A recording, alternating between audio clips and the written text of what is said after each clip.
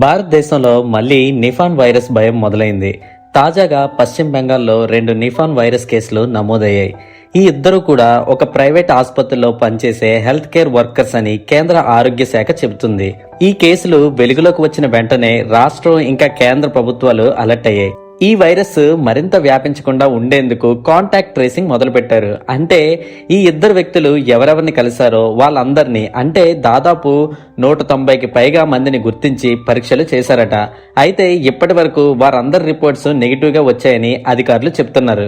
కేంద్ర ఆరోగ్య మంత్రిత్వ శాఖ ప్రకారం ఈ నిపాన్ కేసులు పూర్తిగా నియంత్రణలోనే ఉన్నాయని, ప్రస్తుతం కమ్యూనిటీ స్ప్రెడ్ అయితే జరగలేదని, కాబట్టి ప్రజలు భయపడాల్సిన అవసరం లేదని స్పష్టం చేశారు. అయినప్పటికీ నిఫాన్ వైరస్ ప్రమాదకరమైంది కావడంతో ముందస్తు జాగ్రత్తలు తప్పనిసరని వైద్యులు హెచ్చరిస్తున్నారు. ఇండియాలో ఈ కేసులు చూసి ఆసియా దేశాలు అప్రమత్తమయ్యాయి. Thailand, Malaysia, Singapore, Nepal, China, Pakistan వంటి దేశాలు భారతదేశం నుంచి వచ్చే ప్రయాణికులపై ఎయిర్పోర్ట్ స్క్రీనింగ్ ని కొంచెం స్ట్రిక్ట్ చేశారు. Thermal scanning, health declaration formula వంటి చర్యలు అమల్లోకి తీసుకొచ్చారు. అయితే ప్రపంచ ఆరోగ్య సంస్థ అయిన WHO ప్రకారం ప్రస్తుతం అంతర్జాతీయ స్థాయిలో పెద్ద ముప్పు ఏమీ లేదని చెప్పింది. అయితే రెండే కేసులకే ఎందుకు ప్రపంచం అంతా అలర్ట్ అయింది? అసలు నిఫాన్ వైరస్ అంటే ఏంటి, ఎలా వస్తుంది? ఈ వైరస్ ఒక్కసారి వస్తే ఇంకా ఆల్మోస్ట్ ప్రాణాలు కోల్పోయినట్టేనా? ప్రపంచంలోనే అత్యంత భయంకరమైన వైరస్లో ఒకటిగా గుర్తింపున్న ఈ వైరస్ ఇప్పుడు ఇండియాకి మరో కరోనాగా మారబోతుందా? అన్ని విషయాలు తెలుసుకోవాలంటే ఈ వీడియోని ఎండ్ వరకు చూసేయండి. నిఫాన్ వైరస్ ని మొదటిసారి 1998లో మలేషియాలో గుర్తించారు. అప్పట్లో మలేషియాలోని నిఫాన్ అనే గ్రామం దగ్గర పందుల ఫామ్ లో పనిచేసే వారికి తీవ్రమైన జ్వరం, మెదడువాపు వచ్చి చాలా మంది మరణించారు. అదే గ్రామం పేరు మీద ఈ వైరస్ కి నిఫాన్ వైరస్ అని పేరు పెట్టారు. ఆ అవుట్ బ్రేక్ లో దాదాపు 260 మందికి సోకగా 100 మందికి పైగా మరణించారట.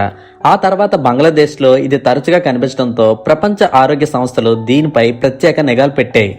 భారతదేశంలో నిఫాన్ వైరస్ ని మొదటిసారి 2001లో పశ్చిమ బెంగాల్లోని సిలిగురి ప్రాంతంలో గుర్తించారు. ఆ సమయంలో ఆసుపత్రుల్లో చికిత్స పొందుతున్న రోగులు, వైద్య సిబ్బందిలో కూడా ఈ వైరస్ వ్యాపించింది. ఆ అవుట్ బ్రేక్ లో సుమారు 45 మంది మరణించారట.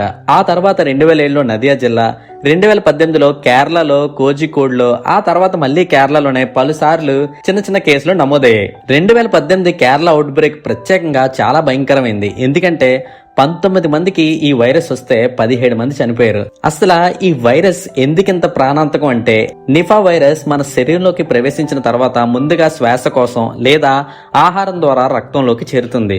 అక్కడి నుంచి అది నేరుగా మెదడుపై దాడి చేస్తుంది. దీనివల్ల ఎన్సిఫలైటిస్ అనే ప్రమాదకరమైన మెదడు వాపు వస్తుంది. ఒక్కసారి మెదడు దెబ్బతింటే ఆక్సిజన్ సరఫరా తగ్గి శరీర వ్యవస్థలు ఒక్కొక్కటిగా ఫెయిల్ అవుతాయి. ఇదే నిఫాన్ వైరస్ ని అత్యంత ప్రాణాంతకంగా మారుస్తుంది. ఈ నిఫాన్ వైరస్ లక్షణాలు ఏంటంటే, మొదటగా సాధారణంగా జ్వరంలా కనిపిస్తుంది. తర్వాత తలనొప్పి, వాంతులు, గొంతు నొప్పి, తీవ్రమైన అలసట వస్తాయి. కానీ కొన్ని రోజుల్లోనే పరిస్థితి వేగంగా మారుతుంది. తల తిరగడం, స్పృహ కోల్పోవడం, ఫిట్స్ రావడం, మాట్లాడలేకపోవడం, చూపు మసకబారడం లాంటి లక్షణాలు మొదలవుతాయి. తీవ్రమైన కేసెస్లో పేషెంట్స్ 24 నుంచి 48 గంటల్లో కోమాలోకి వెళ్లే అవకాశం కూడా ఉందట. ప్రపంచం ఈ నిఫా వైరస్ కి ఎందుకు భయపడుతుంది అంటే, ప్రధాన కారణం దీని అత్యధిక మరణ శాతం. సాధారణ వైరస్ల్లో మరణ శాతం 1 నుంచి 3% ఉంటే, నిఫా వైరస్ లో అది 40 నుంచి 75% వరకు ఉంటుంది. అంటే ఒక్కసారి సోకితే బ్రతికే అవకాశం చాలా తక్కువ. ఆ ఒక్క కారణమే ప్రపంచ ఆరోగ్య సంస్థల్ని అప్రమత్తం చేస్తుంది. ఇంకా రెండో పెద్ద కారణం ఏంటంటే, నిఫా వైరస్ కి ఇప్పుడు దాకా వ్యాక్సిన్ లేదు, ఖచ్చితమైన మందులు కూడా లేవు. కరోనా లాగా టీకాలు వేయలేం, యాంటీవైరల్ డ్రగ్స్ ఇవ్వలేం. డాక్టర్లు కేవలం లక్షణాల ఆధారంగా చికిత్స మాత్రమే చేయగలుగుతారు. అందుకే ఒక కేసు కనిపించిన ప్రభుత్వం మొత్తం ప్రాంతాన్ని హై అలర్ట్ లో పెడుతుంది. ఇంకా భయంకరమైన విషయం ఏంటంటే, నిఫా వైరస్ నుంచి బతికిన కొందరిలో కూడా జ్ఞాపక శక్తి తగ్గడం, నరాల సమస్య, మానసిక మార్పులు జీవితాంతం ఉండే అవకాశం ఉందట. అందుకే ఈ వైరస్ ని సాధారణ వైరస్ గా ఎవ్వరు చూడరు. నిఫాన్ వైరస్ వ్యాప్తి సాధారణ వైరసెస్ లాగా గాలి ద్వారా రాదు.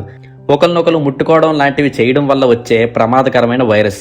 మొదటగా ఈ వైరస్ పండ్ల గబ్బిలాల్లో సహజంగా ఉంటుంది. గబ్బిలాలు తినే పండ్లు లేదా త్రాగే నీళ్లలో వాటి లాలాజలం, మూత్రం పడితే ఆ ఆహారం ద్వారా మనుషులకి వైరస్ సోకుతుందట. నిఫాన్ వైరస్ కి రెండో ప్రధాన మార్గం కలుషితమైన ఆహారం. ముఖ్యంగా బంగ్లాదేశ్, బెంగాల్ ప్రాంతాల్లో కనిపించే రా డేట్, పామ్ శాప్ లాంటి వాటిని గబ్బిలాలు తాగగా మిగిలిన దాంట్లో వైరస్ చేరుతుంది. అలా కలుషితమైన ఆహారాన్ని తీసుకున్న వారికి నిఫాన్ సోకే ఉదాహరణలు ఉన్నాయట. మూడో ప్రమాదమైంది జంతువుల నుంచి మనుషులకు వ్యాప్తి. మలేషియాలో మొదట పెద్ద అవుట్ బ్రేక్ సమయంలో పందులు ఈ వైరస్ కి మధ్యవర్తులుగా ఉన్నాయి. ఎలా అంటే వైరస్ సోకిన పందుల దగ్గర పనిచేసిన రైతుల్లో ఈ నిఫాన్ వైరస్ ని గుర్తించారు. ఇతర జంతువుల్లో కూడా ఈ వైరస్ ఉండే అవకాశం ఉందని డాక్టర్లు చెప్పారు. ఇంకా భయంకరమైన విషయం ఏంటంటే మనుషుల నుంచి మనుషులకు కూడా ఈ నిఫాన్ వైరస్ ఈజీగా వ్యాపిస్తుందట. ముఖ్యంగా రోగిని దగ్గరగా చూసే కుటుంబ సభ్యులు, ఆసుపత్రుల్లో పనిచేసే వైద్య సిబ్బంది ఎక్కువగా ఈ ప్రమాదంలో ఉంటారు. రోగి దగ్గు, తుమ్ము, లాలాజలం, రక్తం వంటి శరీర ద్రవాల ద్వారా ఈ వైరస్ ఇతరులకి సోకుతుంది. నిఫాన్ వైరస్ గాల్లో చాలా దూరం ప్రయాణించదు, కానీ దగ్గరగా కొంచెం సేపు ఉన్నా దొరికేస్తాం. అందుకే ఒక్క కేసు బయటపడినా ఆ వ్యక్తిని కలిసిన వాళ్ళందరినీ గుర్తించి ఐసోలేషన్ లో ఉంచుతారు. అయితే ఇప్పుడు ఈ వైరస్ నుంచి మనం ఎంతవరకు సేఫ్ అంటే అది మనం చెప్పలేం. బట్ ఈ వైరస్ లో ఒక ప్లస్ ఏంటంటే కరోనా లాగా గాలి ద్వారా అయితే రాదు. సో తినే ఫుడ్ ని కొంచెం జాగ్రత్తగా వేడి చేసుకొని శుభ్రంగా తింటే, అలాగే హాట్ వాటర్ తాగుతూ ఉంటే, ఎప్పుడైనా చిన్న జ్వరం, తలపోటు అనిపిస్తే వెంటనే జాగ్రత్త పడి హాస్పిటల్కి వెళ్ళండి. లేదంటే బ్రెయిన్ ఎఫెక్ట్ అయ్యి స్లోగా అన్ని పార్ట్స్ ఎఫెక్ట్ అయ్యాక మనం ఏం చేయలేం. Stay healthy. సో ఇది నిఫాన్ వైరస్ గురించి మన వీడియో. మీకు ఈ వీడియో నచ్చితే please do like, share and subscribe my channel. Thank you.